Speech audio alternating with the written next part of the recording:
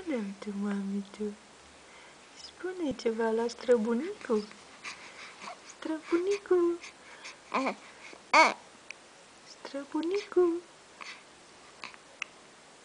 Străbunicule, ce faci? Ne vedem la Hunedoara. Da? Ne vedem la Hunedoara. În iulie. Da?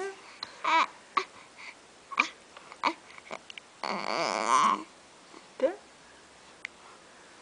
Venim să te vedem. Să te cunoaștem. Da? Spune. Da. Și zâmbești. Da. Zâmbești. Așa. Zâmbești. Da.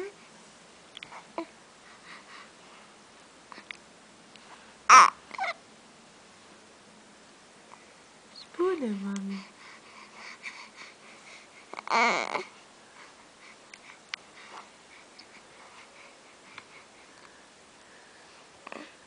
Dragă, ai dormit bine? Da? Da. Ai păpat bine? Ai dormit bine? Imediat ieșim la plimbare. Da? Dragă? Da? Darian are aproape 6 săptămâni și 4 kg 300 de grame. Da, ești băiat mare. Așa?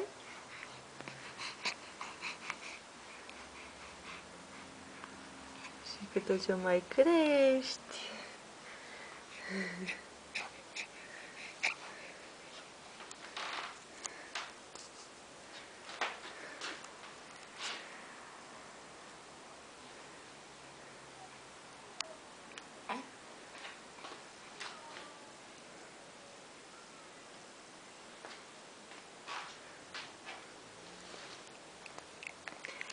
Dă-i pupici la bunicu, la străbunicu. Bunicul, ne vedem în curând. Ne vedem în curând la Hunedoara. Te pupăm!